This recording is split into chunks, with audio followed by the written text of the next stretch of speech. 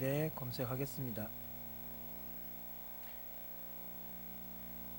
네, 나도 싫어나 본데.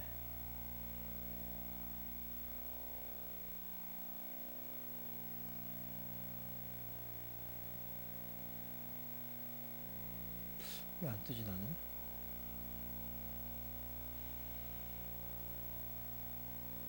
네, 라이브 안 뜨죠?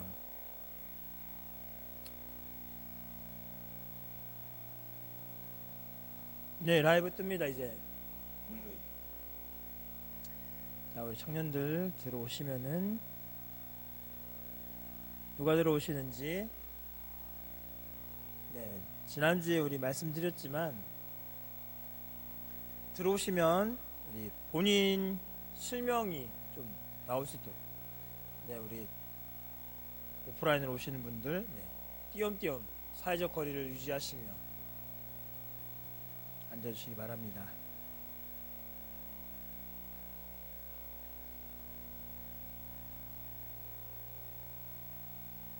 저요? 네, 감사합니다. 자, 우리 조금 띄어서 앉아주시고요.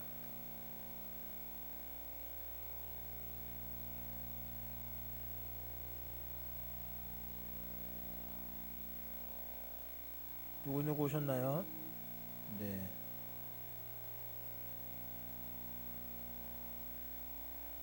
두 명 들어오셨고요. 네, 계속 들어오시면 되겠습니다.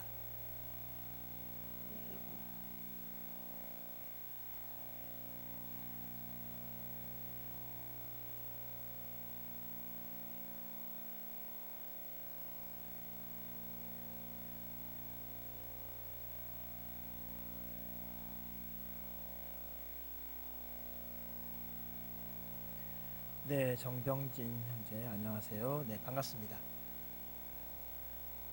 계속 들어오고 있죠? 네, 회장님 인사하셨고요. 자, 우리 시작하기 앞서서 광고를 먼저 드리겠습니다. 마지막 마치기 전에 광고를 하겠지만 먼저 오신 분들, 다음 주에는 지난주에 얘기했듯이 큐티 실습하겠습니다. 우리 청년들 이 책자 보이는가 모르겠네요. 네. 풍삼, 우리 청년의 실에서 안 받아 하신 분들, 수정하지 않으신 분들도 아마 있을 건데요. 다음 주에는 이걸 다 나눠드려서 실제로 큐티를 한 번씩 해보고 또 나누는 것도 해보고 또 여러분들이 궁금하거나 잘 안 되는 부분들 해서 조금 이렇게 질문도 받아보고 해서 피드백 계속해서 좀 여러분들이 큐티를 하는 데 있어서 어려움 겪지 않도록 좀 많이 도움을 드리도록 하겠습니다. 네, 예언자매 왔고요. ASDF, 예, 누구죠? 네, 영환우님, 네, 잘 왔습니다. 반갑습니다. 상일 형제도 반갑고요. 자, 일단 오신 분들 오신 것 같아서 기도하고 시작하겠습니다. 하나님, 오늘도 우리를 불러주시고 예배자리에 나오게 하신 것 감사합니다. 예수님의 부활하심이 나와 아무런 관계가 없는 것이 아니라 예수님의 부활이 곧 나의 부활임을 기억하며 하나님이 부활의 주일을 맞이합니다. 부활의 기쁨을 우리에게 허락해 주셔서 날마다 샘솟는 기쁨을 통해서 하나님께로 더욱더 나아가게 하시기 원하며, 또한 하나님께서 우리를 증인으로 삼으셨사오니 우리 안에 거하신 성령을 통하여 예수 그리스도를 주라 고백하게 하시고, 예수 그리스도를 죽었다가 3일 만에 부활하신 그 부활의 주님심을 고백하며 또 많은 이웃들에게 증거하며 나갈 수 있도록 도와주소서. 아버지, 큐티 강의를 계속해서 진행하는 가운데 있습니다. 우리 청년들 이 큐티 강의를 통해서 또 하나님의 말씀을 묵상하고 하나님과 만나고 교제하는 삶이 더욱더 풍성해질 수 있도록 도와주소서. 어디 있든지 간에 함께 하실 그 하나님을 바라보며 우리 청년의 삶을 하나님께서 지켜주소서. 예수님 이름으로 기도합니다. 아멘. 네, 오늘 우리 세 번째 시간입니다. 청년의 강의 세 번째 시간인데요. 네, 물 마셔도 뭐라 안 하시겠죠?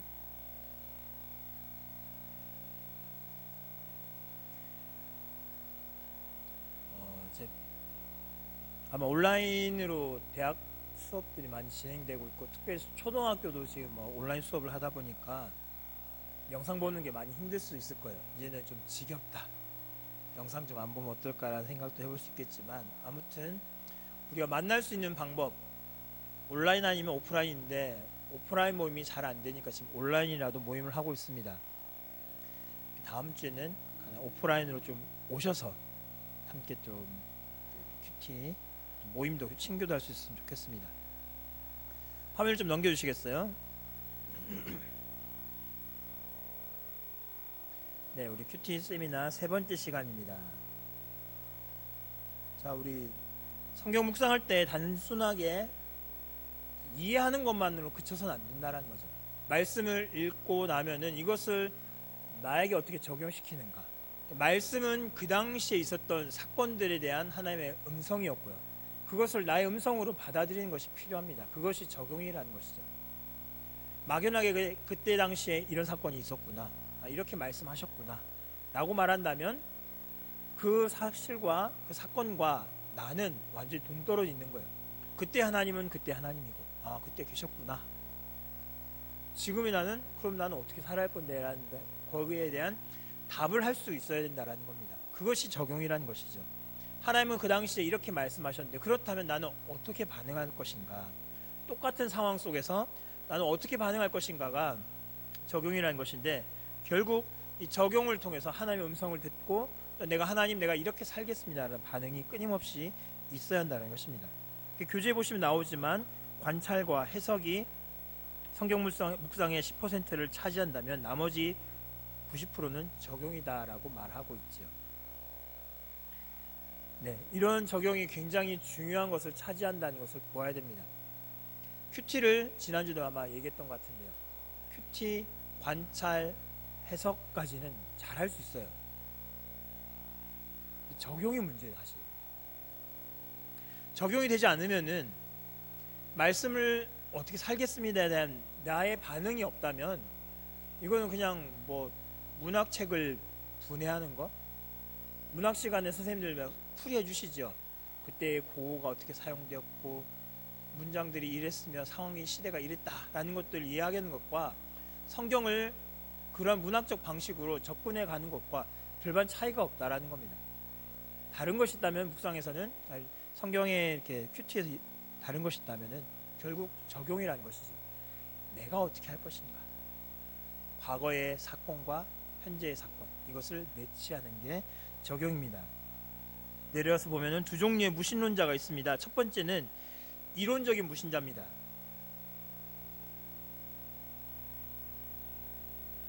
이론적 무신자 보면은, 네, 이게 지난주 게 아닌데요. 제가 따로 드린 거를 띄워주시겠어요?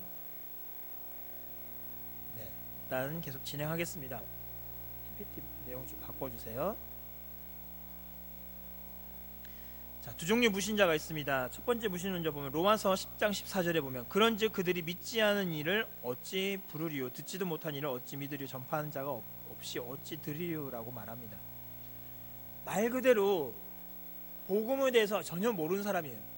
예수가 누군지도 모르고 하나님이 누구신지도 모르고 그냥 그 사람들이 섬기던 신은 아는데 하나님이 어떤 일을 하셨는지를 전혀 모르는 사람. 그래서 이것은 이론적 무신론자, 기본적으로 예수 믿지 않는 사람들이라는 거죠.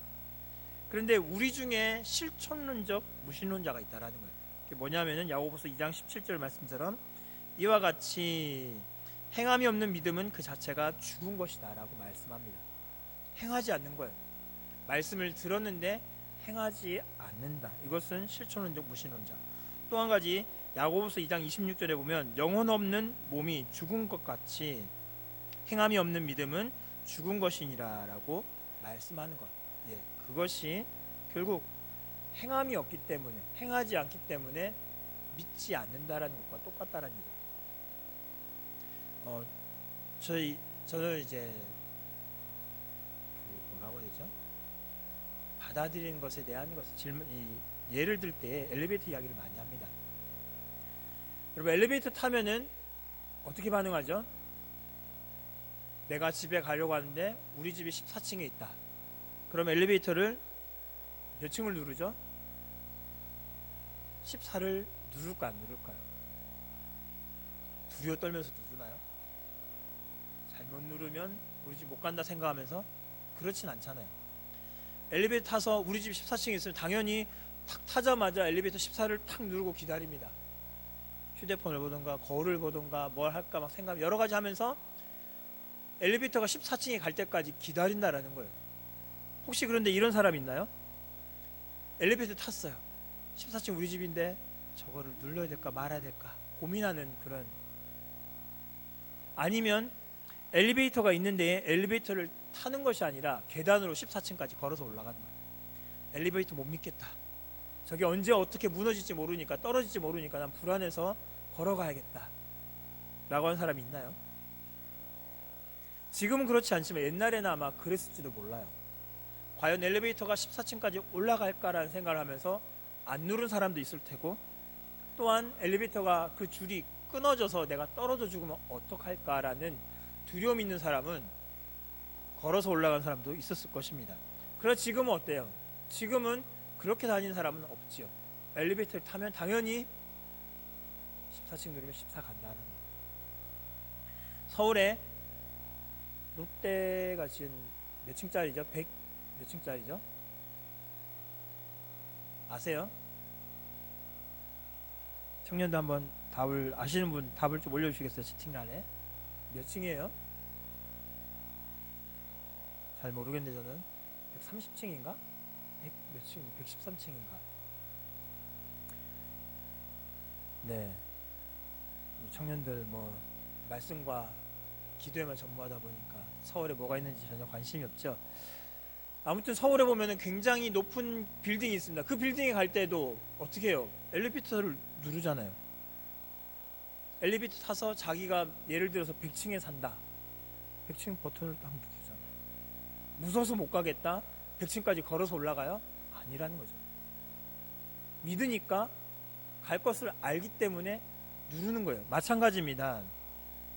우리 믿음으로 안다면, 예수 그리스도를 주라고 고백한다면 우리의 삶 또한 예수 그리스도를 고백하는 삶이 있어야 한다라는 거예요.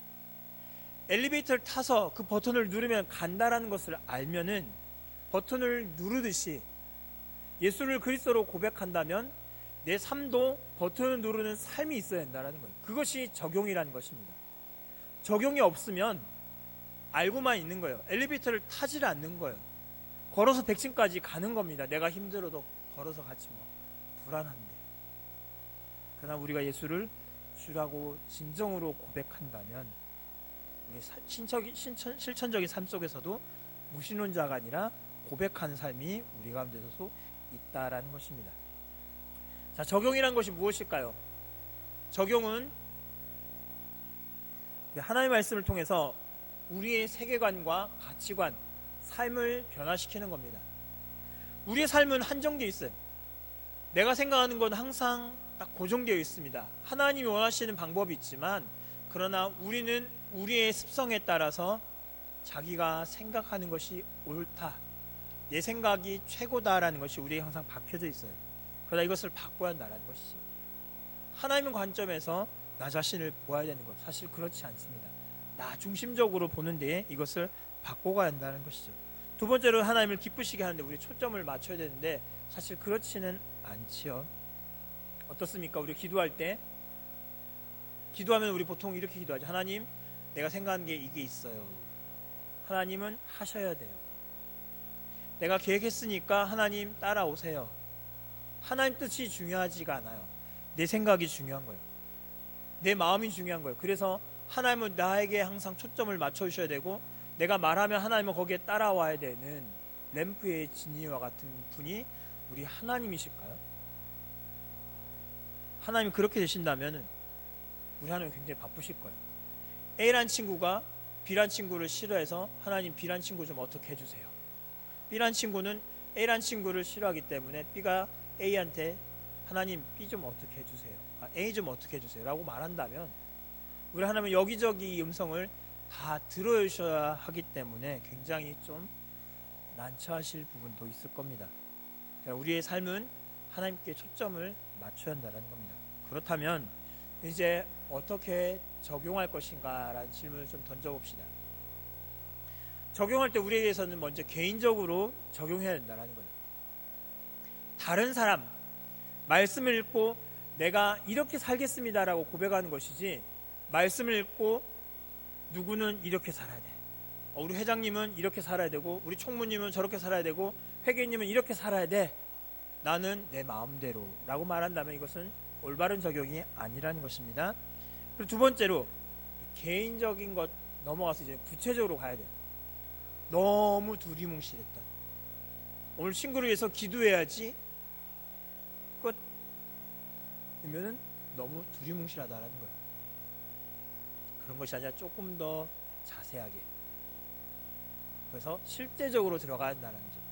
그러면 친구를 위해서 기도하겠다면 어떻게 하겠느냐? 아침에 일어나서 할 것인지, 아니면은 시간을 내어서 몇 시 몇 분에 시간을 정해서 그 친구를 위해서 기도할 것인지, 기도할 때 어디에서 기도할 것인지, 이런 것들을 적용해야 된다, 적어 나가야 된다는 거죠. 그리고 더 나아가서는 입증할 수 있어야 된다는 거예요. 예를 들어서 내가 지난주에 친구를 위해서 기도했다라고 얘기했는데 누군가 물어봐요. 어떻게 기도했는데? 어디서 했는데? 물어보면 언제였지? 잘 모르겠네.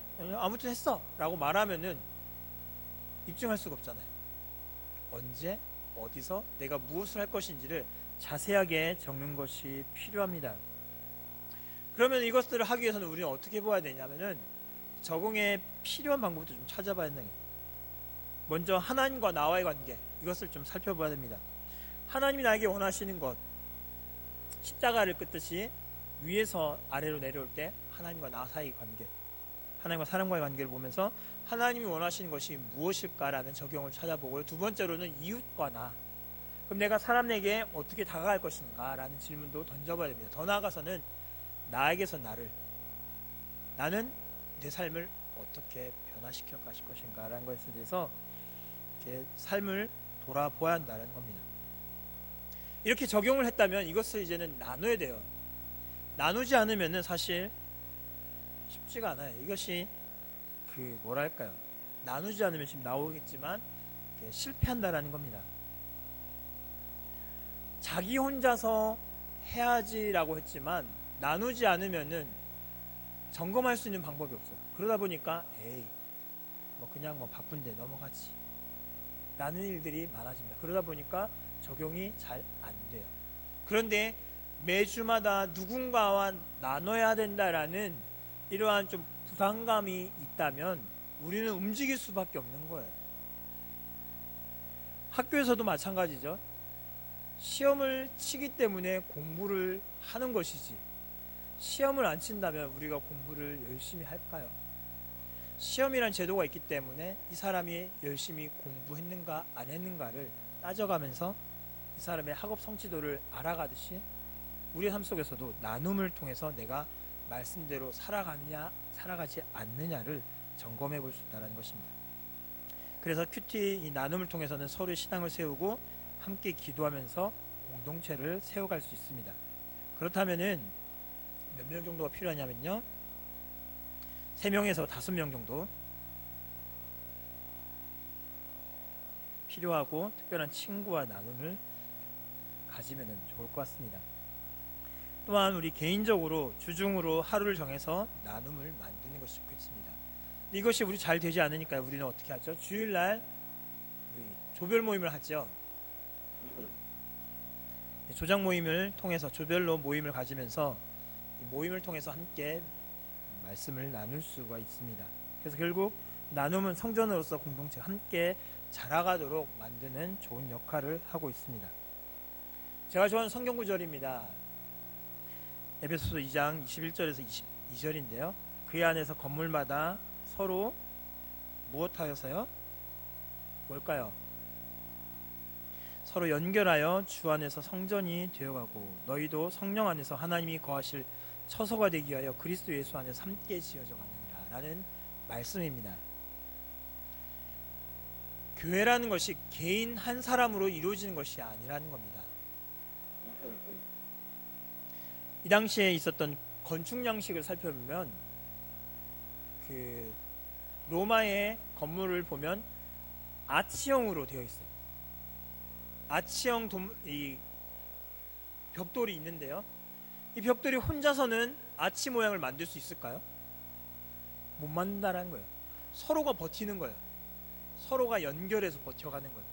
그래서 로마의 건축물을 볼 때 동그라미, 아치형 건물이 이루어질 수 있는 것이 무언가의 받침대가 있고 받침대를 통해서 건물이 완성되어진 것이 아니라 그 돌 하나하나 때문에 서로가 서로를 버텨주기 때문에, 서로를 지탱해주기 때문에 그 건물이 만들어지고 나아가는 것처럼, 바울은 이 모습을 보면서 교회 또한 똑같다라는 이야기를 하고 있다는 것입니다. 그래서 그리스도 안에서 함께 지어가져가는 공동체, 이것이 말씀을 나누는 나눔 공동체라는 것이죠. 자, 그렇다면은 우리 나눔을 누구와 해야 될까요? 네, 어떻게 나눠야 될까요? 제가 하나 빠진 것 같네요. 제가 빠뜨린 것 같아요, 왠지. 강연 준비하면서. 네, 누구와 나눠야 됩니까? 이건 빠졌네요.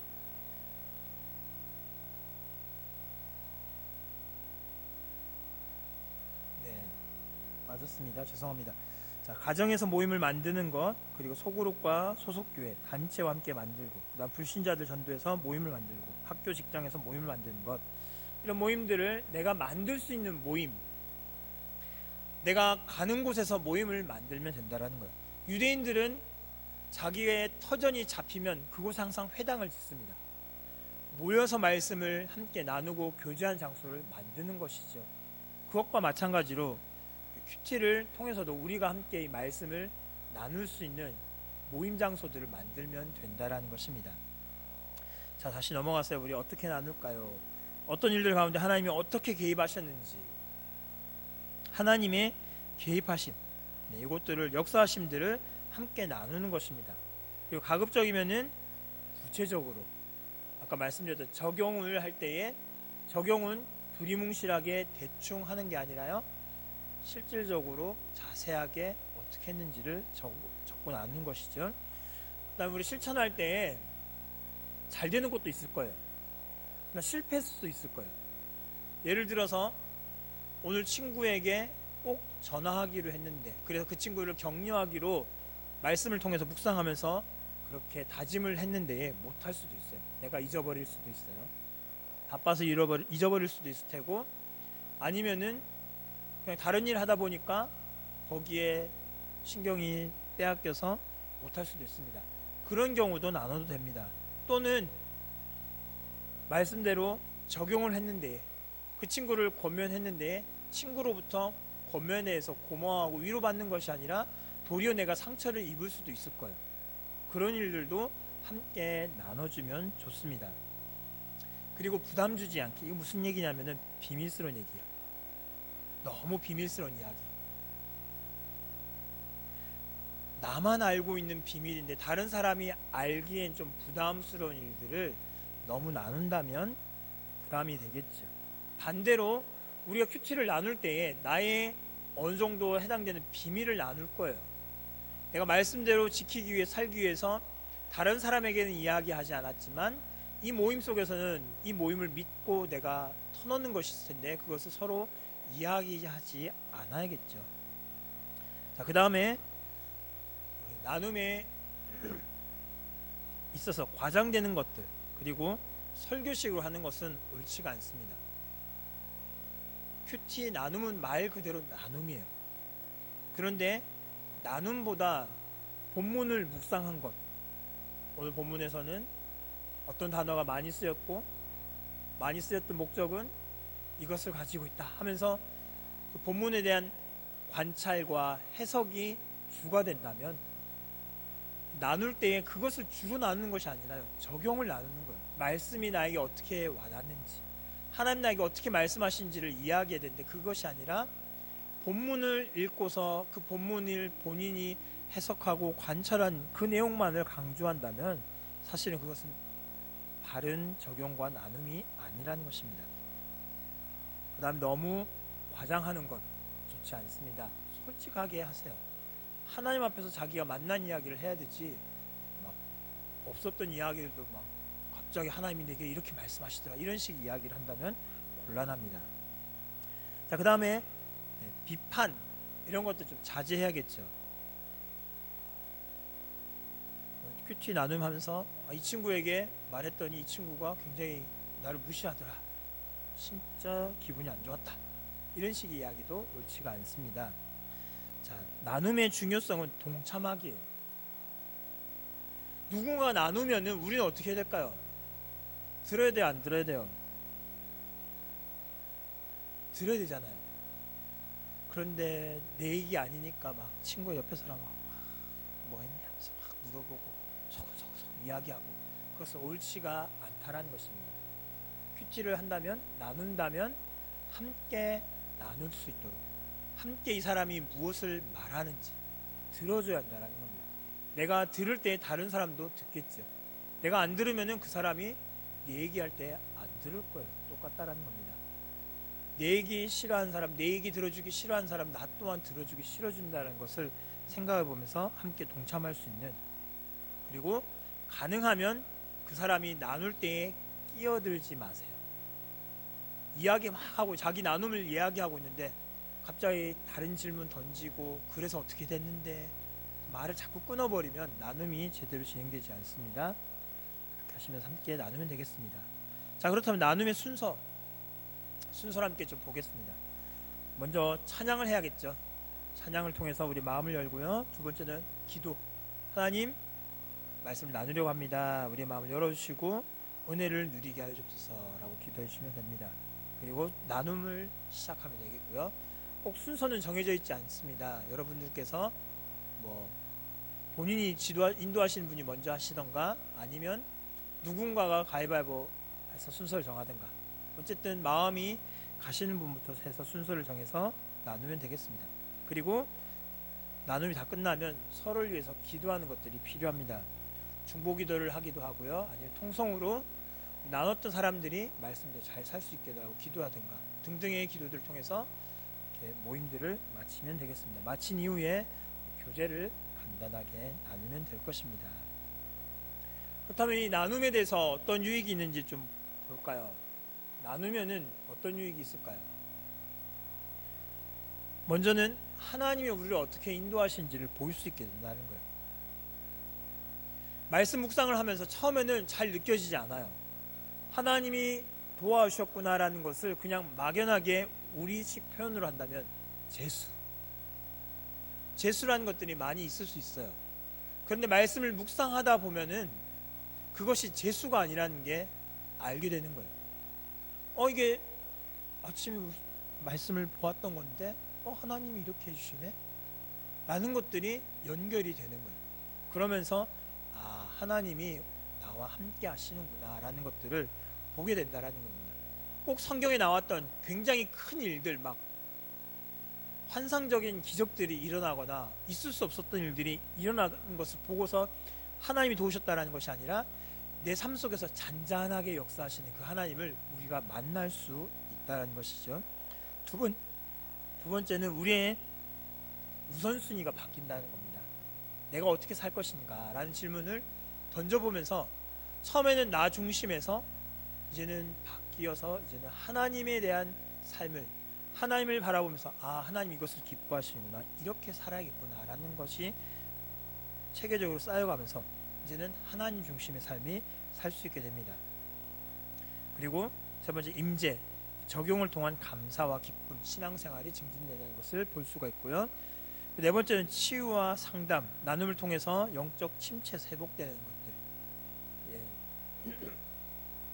나누면서 나에게만 역사하시는 하나님이 아니라 다른 사람에게도 역사하시는 하나님을 내가 만나기 때문에 저 하나님이 그렇게 역사하시는구나, 내가 알고 있는, 내가 만났던 하나님이 저렇게도 나타나시는구나 라는 것을 통해서 우리의 하나님을 우리가 기대하게 된다는 거예요. 그래서 넘어져 있던 사람도 이 하나님이 나를 만져주시면 내가 회복되겠구나 라는 것들을 깨닫게 되면서 그 하나님을 더욱더 소망하고 갈망하게 됩니다. 그리고 진정한 공동체를 세우는, 교회를 세우는 데 큰 역할을 하게 된다는 것입니다.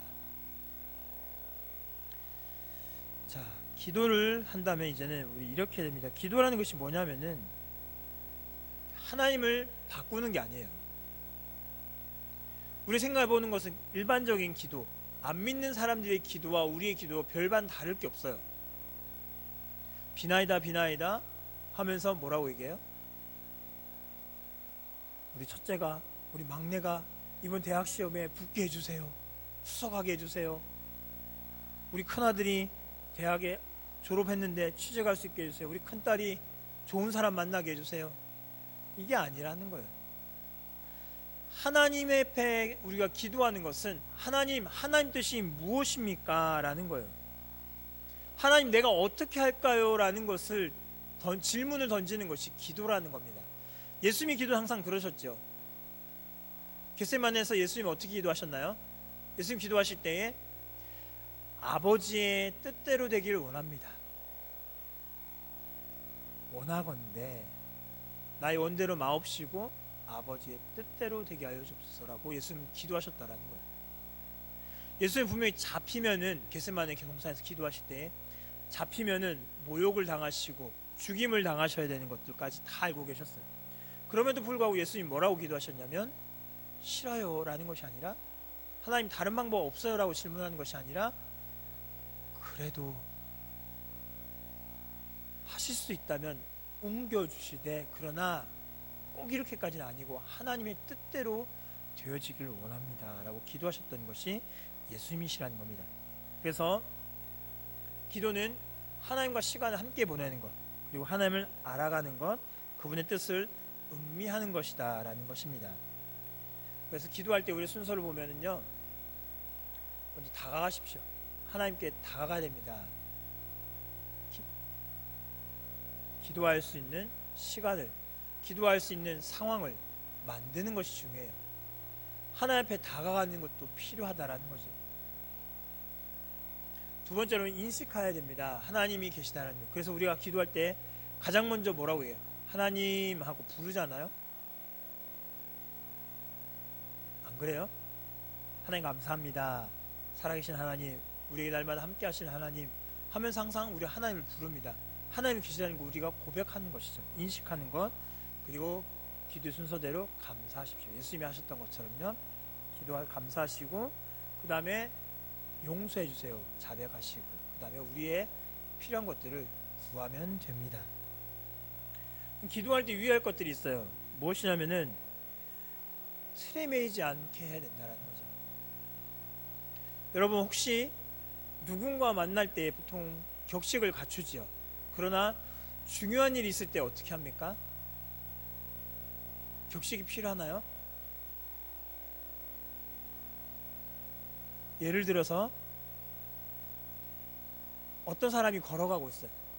걸어가고 있는데 저 사람을 보니까 뒤에서 차가 트럭이 막 쫓아오는데요, 속도도 줄이지 않고 오는데 가만 놔두면 이 사람이 죽을 것 같아요.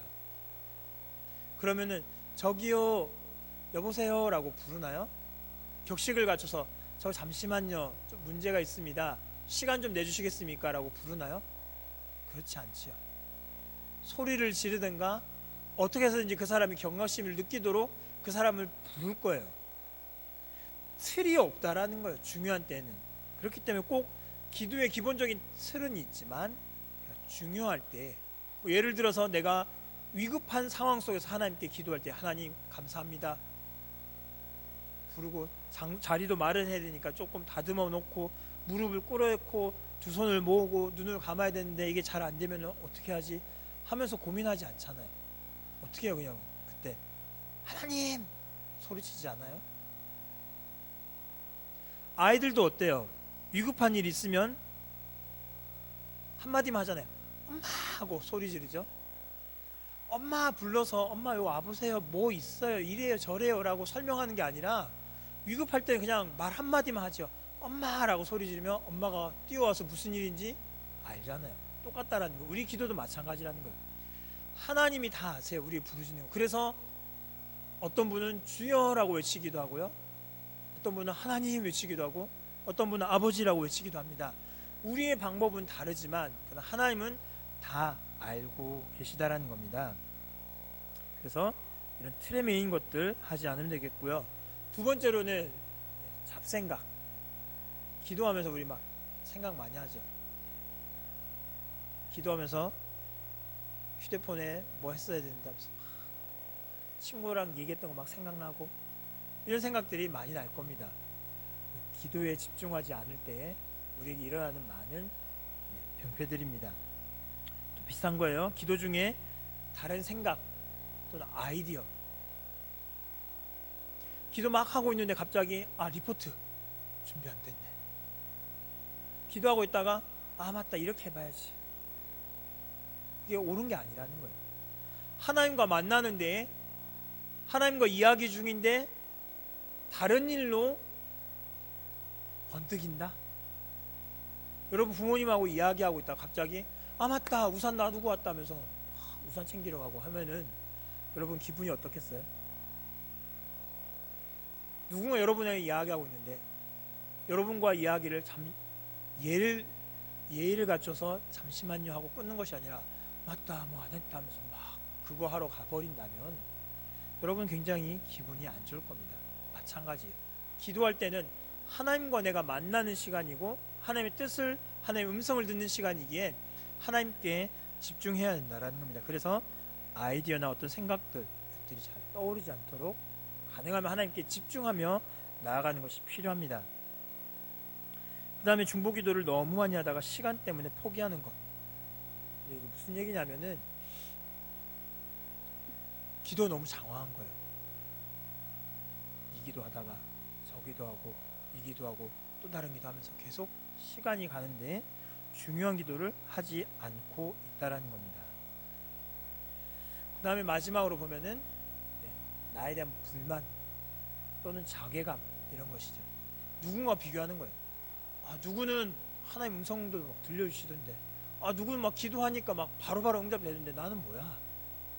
들어주시도 않고 하나님이 듣는지도 모르겠고, 내가 하나님이 정말로 살아계신 건지 아니면 내 신앙이 엉망인 것인지 모르겠다라고 말하면서 자기에 대한 불평과 불만과 또는 자괴감, 난 이거밖에 안 되나, 열심히 봉사하고 말씀도 묵상하고 하는데 하나님 음성도 안 들어주는 것 같고 정말로 내가 제대로 예수 믿고 있는 건가라는 질문도 던져볼 수 있을 거예요. 이런 것들이 우리에게서는 위험한 것들이 될 수가 있다는 것입니다. 자, 마지막으로 기도는 그럼 마지막으로 좀 계속 나가는데요. 기도는 이렇게 하십시오. 하나님과 함께 시간을 보내는 것이라는 것을 잊지 마세요. 없나요? 주의사항 끝이네요. 여기까지 해서 기도 이렇게 나가면 됩니다. 우리 적용을 해보면서 다시 정리를 한다면, 하나님을 만나고 하나님께 내가 이렇게 살겠습니다 라고 다짐하는 게 적용이에요. 말씀을 묵상해서 수천 년 전에 있었던 사건을 바라보면서 하나님 나에게 질문하신다라는 거예요. 너는 어떻게 하겠니? 라는 그 똑같은 사건을 우리에게 보여주시면서 너는 어떻게 반응하겠니? 라는 질문을 우리에게 하시는 겁니다. 그렇다면 거기에 대해서는 하나님, 나는 이렇게 하겠습니다. 그것이 적용이라는 것이죠. 그렇기 때문에 이 적용을 말씀을 묵상하는 것보다도 더 중요하게 생각해야 된다는 것이죠. 특별히 적용을 하다 보면은 속된 말로 되되어 않는 적용할 때가 있어요. 가끔씩 이런 경우가 있죠. 아브라함에게 하나님이 나타나셔서 너는 본토 친척 아비 집을 떠나라.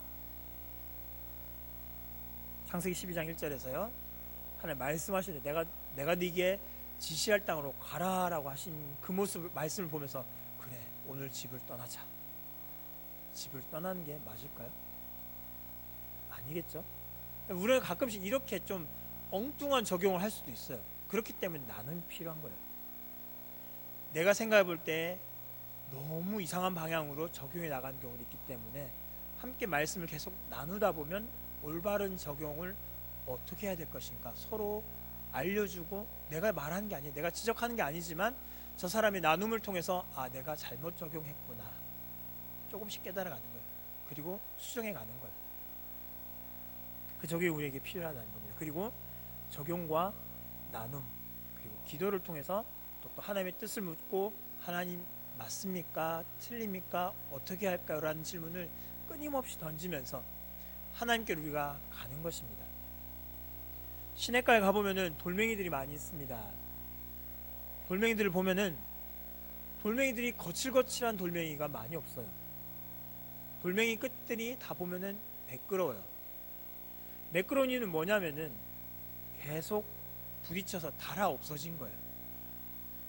계속 부딪히니까 처음에는 모가 나서 뾰족했던 돌들이 시간이 지나면서 물에 계속 부딪히니까 그 부딪힘으로 인해서 깎여 나가고 다른 사람이 만져도 아프지 않는 맨들맨들한 돌이 되는 겁니다. 우리의 삶 또한 마찬가지예요. 말씀을 묵상하고 적용하고 기도하는 것을 통해서 우리의 삶이 모난 삶이 되는 것이 아니라 매끄러져 가는 삶, 부드러워져 가는 삶, 하나님이 기뻐하신 삶이 되어져 간다는 것입니다. 이 말씀을 이렇게 묵상해 나갈 때에 우리에게 유익이 있다는 것을 우리 청년들이 함께 좀 기억하셨으면 좋겠어요. 자, 오늘은 여기까지 하겠고요. 혹시 오늘 나눔에 대해서 궁금한 점 있다면 질문을 해주시기 바랍니다. 오프라인 모임에 지금 7명의 청년들, 회원들이 함께 하는데요. 감사하고요. 자, 오늘은 우리 청년들이 몇 분이 오셨는지 잘 모르겠어요. 11명 접속에 계신데요. 안 보이시는 청년들 좀 더 많이 오셨으면 좋겠습니다. 다음 주에는 우리 오프라인으로 모이겠습니다. 아마 중고등부실에서 모이면 좋을 것 같아요. 식사는 식당에서 하고요. 아마 우리 부장집사님께 말씀을 드렸더니 간단히 먹을 수 있는 것들 아니면 식사를 좀 준비하도록 하겠다 하셨으니까 우리 청년들 다음 주에는 와서 함께 좀 먹는 교제도 함께 좀 나누면 좋겠고요. 또 말씀을 묵상하고 함께 나누는 이 실습을 통해서 또 영적인 교제 또한 함께 했으면 좋겠습니다. 그럼 다른 질문도 없으시면요.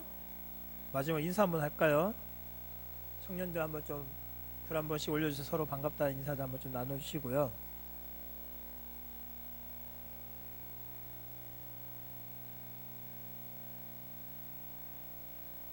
네, 회장님 다음 주에 교회 오실 수 있는 분들 같이 와서 식사했으면 좋겠다라고 했습니다.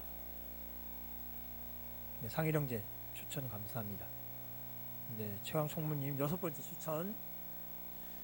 네, 혹시 우리 청년들 중에서 여러가지 기부재능 또 도와줄 수 있는 분도 있으면 좋겠습니다.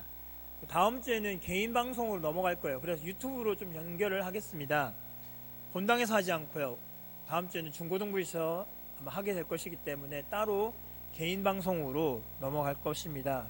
유튜브를 통해서 여러분들 접속할 수 있도록 링크를 걸도록 하겠습니다. 그래서 시간 맞추셔서 함께 유튜브를 통해서 못 오시는 분들 온라인으로, 오실 수 있는 분들은 오프라인으로 해서 함께 뷰티 모임을 가졌으면 좋겠습니다. 네,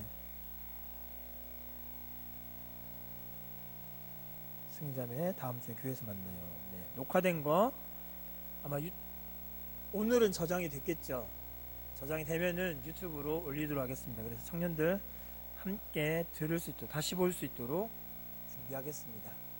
다른 질문 없으시면은 제가 기도하고 마치겠습니다. 하나님, 오늘 우리 말씀을 어떻게 묵상할 것인지, 어떻게 적용해 나갈 것인지를 살펴보았습니다.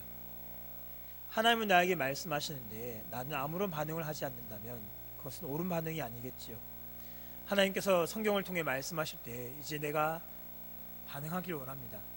말씀을 적용을 통해서 하나님의 음성에 대해 반응한 자로 설 수 있기를 원합니다. 하나님, 잘 묵상할 수 있도록 도와주시고 또한 하나님 그 말씀대로 살 수 있도록 우리 삶을 지도해 주셔서 하나님 말씀에 대해서 반응하여서 하나님 말씀하신 대로 잘 살아가고 있어요 라고 말할 수 있는 우리 청년들 될 수 있도록 도와주시기 원합니다.